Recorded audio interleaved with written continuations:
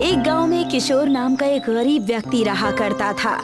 किशोर सुबह सुबह अपने काम पर जाने के लिए निकल रहा था कि तभी उसकी पत्नी चंपा उससे बोली, घर पर राशन पानी खत्म हो गया है।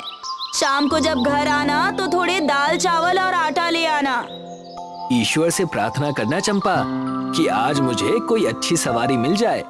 मैं आपसे कितनी बार कह चुकी हूँ कि आप अपने हाथी को बेचकर कोई दूसरा व्यवसाय शुरू कर दीजिए।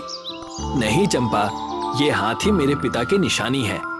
अरे ऐसी निशानी से क्या फायदा जिससे हम दोनों की भूखे मरने की नौबत आ जाए।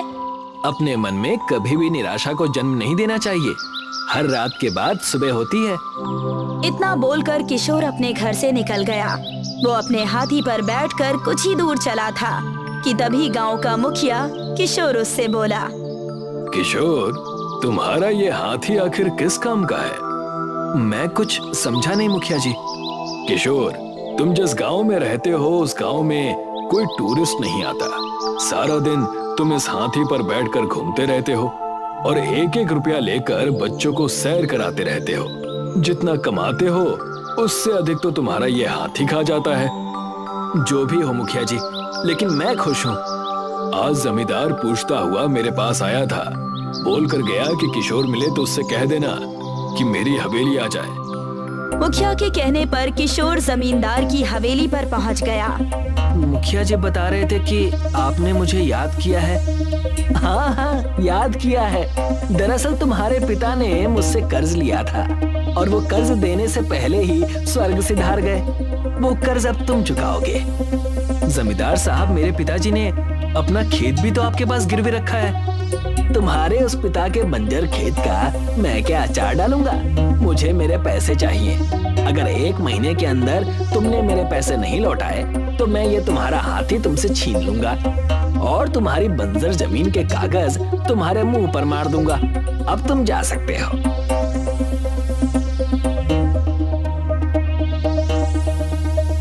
अरे रतन, तुम अचानक?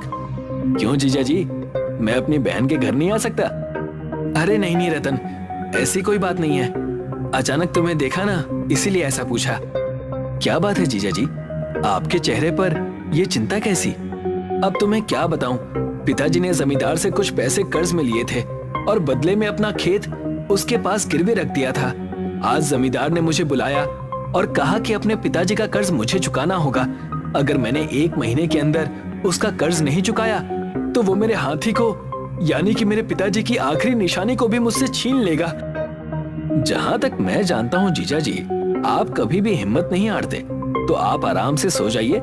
हम सुबह इस मामले को सुलझाने का प्रयास करेंगे। रतन की बात सुनकर किशोर मुस्कुराने लगा। अगले दिन जमींदार के पास मुखिया आकर बोला, जमींदार साहब, क्या किशोर आपके पास आया था? हाँ हाँ, आया था। जैसा तुमने कहा था मुखिया, मैंने वैसा ही किया। बहुत अच्छा किया जमींदार साहब। आप नहीं जानते कि उसके पास जो हाथी है उसकी कीमत बाजार में कितनी हो सकती है। देखो मुखिया, तुम्हारे कहने पर मैंने उसे 1 महीने का समय तो दे दिया है, लेकिन कहीं ऐसा ना हो कि वो 1 महीने के अंदर अपने पिता का सारा कर्ज मेरे मुंह पर मार दे और मेरे हाथ से उसके पिताजी की गिरवी उपजाऊ जमीन भी चली जाए, जिससे हर वर्ष मुझे लाखों का फायदा होता है। चिंता मत कीजिए जमींदार साहब, मुझे पूरा विश्वास है कि किशोर 1 महीने में वो रकम आपको नहीं दे सकता। आखिर वो कमाता ही कितना है, और मैंने तो सुना है कि कभी कभी उसके घर में चूल्हा तक नहीं जलता। मैं आपका और भी लाखों का फायदा करवाऊंगा। इतना बोलकर मुखिया वहाँ से चला गया। इधर रतन अपने जीजा किशोर से बोला, जीजा जी, मेरा जो ढाबा है, आप वहाँ काम क्यों नहीं करते? नहीं रतन, मैं अपना गांव छोड़कर नहीं जाऊंगा। जीजा जी, आप समझते क्यों नहीं? आपका गांव सुंदर पहाड़ियों पर बसा हुआ है, मगर फिर भी यहाँ पर सैलानी नहीं आते। आपका हाथी इस गांव में किसी काम का नहीं। तुम चिंता मत करो रतन, मैं कोई ना कोई उपाय ढूंढ लूंगा। रतन वहाँ से चला गया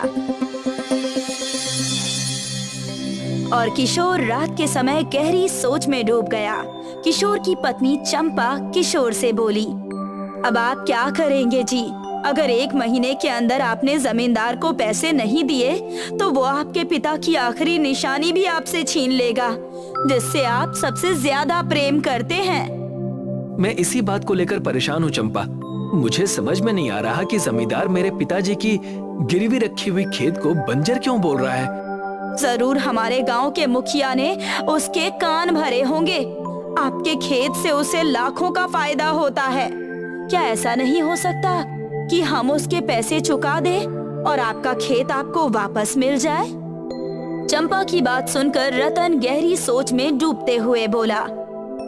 जो मैंने सोचा है, अगर उस सोच में मैं सफल हो गया तो ऐसा बिल्कुल हो सकता है। वो कैसे? कल बताऊंगा।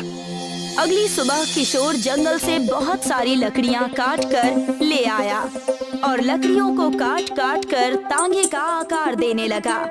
चंपा, आओ मेरी मदद करो। चंपा अपने पति किशोर की मदद करने लगी। 2 दिन के अंदर ही किशोर ने एक सुंदर बड़ा तांगे का बॉक्स बनाकर तैयार कर दिया। इसके ऊपर एक सुंदर पेंट करना रह गया है ताकि ये और अधिक सुंदर दिखने लगे। चंपा ने उस लकड़ी के बॉक्स को रंग बिरंगे रंगों से रंग दिया। किशोर ने उस लकड़ी के बॉक्स को हाथी के पीछे ठीक वैसे ही फिट कर दिया जैसे कि घोड़े के पीछे तांगा फिट होता है। ये तो बहुत सुंदर दिखने लगा है जी। इस तरह से तो आप अपने हाथी से घोड़ा गाड़ी का भी काम ले सकते हैं। हमारी आमदनी बढ़ जाएगी। आपका दिमाग तो कमाल का है जी।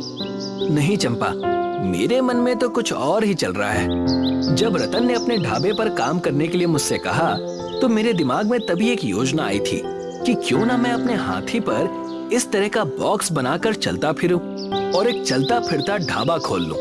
आजकल आधुनिक जमाना है और लोग हमेशा कुछ नया करने का प्रयास करते हैं। आप बिल्कुल सही कह रहे हैं जी।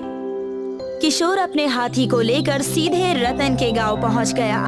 रतन बुरी तरह से चौंकता हुआ किशोर को देखकर बोला। अरे वाह जीजा जी, आपने तो कमाल कर दिया। ये तो बहुत ही सुंदर दिख रहा है।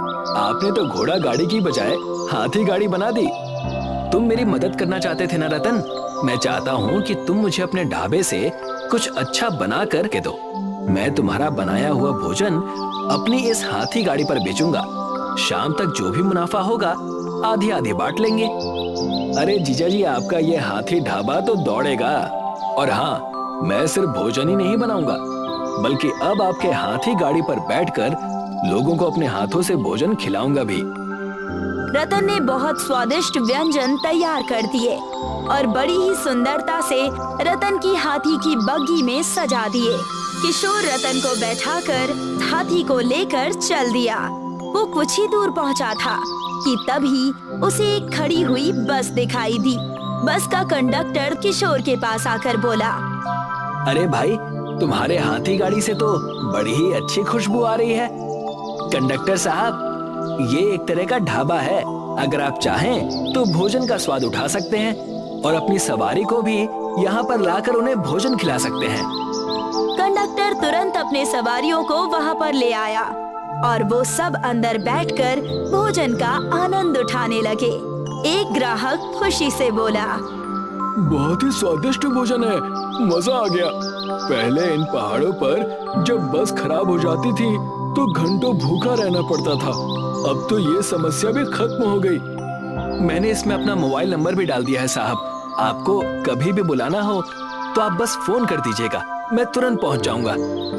कुछ ही दिनों में किशोर का हाथी गाड़ी ढाबा आसपास के इलाकों में प्रसिद्ध होने लगा और दूर दूर से सैलानी सिर्फ हाथी गाड़ी ढाबा में बैठकर भोजन का आनंद उठाने के लिए किशोर के गांव आने लगे। आपने तो कमाल कर दिया जी।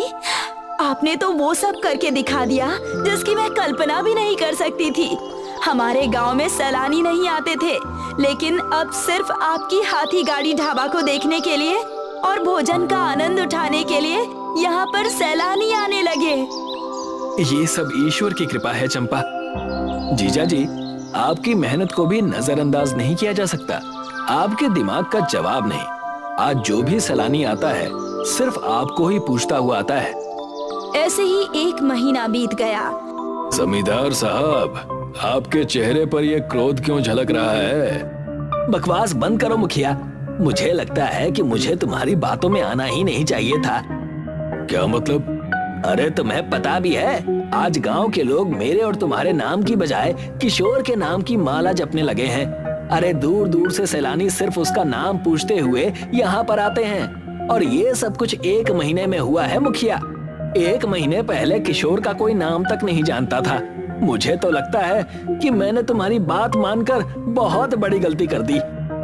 चिंता मत कीजिए, उसका नाम पूछते हुए आते हैं तो इसका मतलब ये नहीं कि वो इतना धनवान हो गया है कि वो अपने पिता का कर्ज चुका दे। देखना, वो मुंह लटका कर आएगा और कहेगा कि जमींदार साहब पैसे का इंतजाम नहीं हो पाया। उसी पल आप उसका हाथी उससे छीन लेना। और अब हाथी गाड़ी ढाबा में परिवर्तित हो गया है और आपको डबल मुनाफा हो जाएगा। तभी वहाँ पर किशोर गांव के कुछ लोगों के साथ आ पहुँचा। ऐसा कभी नहीं होगा मुखिया जी। आपने जो सपना देखा था वो अधूरा ही रह जाएगा। तुम कहना क्या चाहते हो? किशोर ने अपनी जेब से नोटों की गड्डी निकालकर जमींदार के मुंह पर मार दी। ये क्या बदतमीजी है किशोर? ये बदतमीजी नहीं जमींदार साहब, बल्कि ये कर्ज चुकाने का मेरा स्टाइल है। अब जल्दी से मेरे पिताजी के खेत के कागज मुझे वापस कर दीजिए, जो कि आपने वादा किया था।